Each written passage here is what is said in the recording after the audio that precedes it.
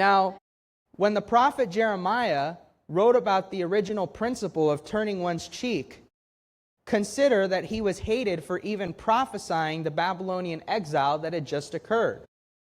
Despite being so unpopular with the people, he acknowledges that trusting in God's ability to bring forth restoration is much better than succumbing to bitter revenge, where the sufferer retaliates instead of choosing to honorably endure hardship. Lamentations chapter 3 and verse 30. Lamentations chapter 3 and verse 30. We read, "Let him," or the person being persecuted, oppressed, marginalized, "give his cheek to the one who strikes him and be full of reproach." So Yeshua's ultimate intention for his disciples is for them to maintain their honor, not act as doormats in the face of physical harm. He does not want them doing whatever is right in their own eyes, as humanity did in the garden. In fact, the point of the backhanded slap in the Middle Eastern culture was to insult or degrade somebody by treating them as inferior, not necessarily to cause physical harm. Now, it was the severest public affront to a person's dignity at the time. This is not something that can be debated. In Matthew 5:39, and a first century concept, what Yeshua is actually saying is to turn the tables on those who seek to harm us through a profound act of nonviolent defiance rather than stooping down to their level. By turning the other cheek, we are not resisting the evildoer, but rather confronting them. We are also avoiding two extremes.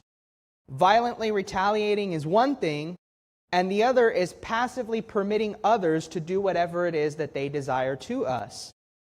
By offering the left cheek after an aggressor has backhand slapped your right cheek, you are forcing them to either stop striking you or to strike you with an open palm, an action that treats you as an equal rather than as an inferior.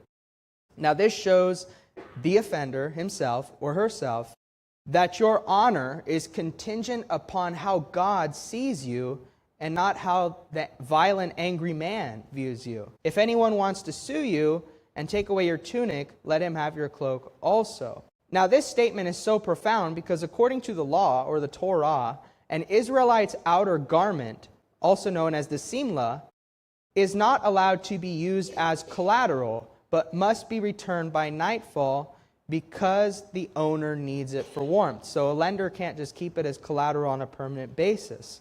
And for that, we go to Exodus chapter 22 and verse 26. "If you ever take your neighbor's garment as a pledge, you shall return it to him before the sun goes down." And the same precept, we can see it repeated in Deuteronomy chapter 24, verses 12 through 13. It says, "And if the man is poor, you shall not keep his pledge overnight. You shall in any case return the pledge to him again when the sun goes down, that he may sleep in his own garment and bless you. And it shall be righteousness to you before the Lord your God." Now, most working class Israelites or peasants did not have more than one outer garment. So returning it is a matter of life or death in some cases. This leads us to ask then, what was the point of Yeshua saying to let our pursuers also have our inner garment when they attempt to take our outer garment? Well, as you can imagine, since the outer garment was required to be returned by nightfall, many were likely thinking that they could snag the inner garment in perpetuity when pursuing civil cases, using that action as a loophole the original command did not even address. In that case, why not also take your neighbor's belts, their sashes, their headwear, or even their veils in perpetuity while you're at it? I will repeat myself. Since the written Torah did not explicitly mention a restriction against using the inner garment or the ketonet as permanent collateral, many predatory lenders likely pursued it as a cruel but technically legal loophole in civil court. This stripped the debtor of their everyday clothing, bankrupting their minimal wardrobe.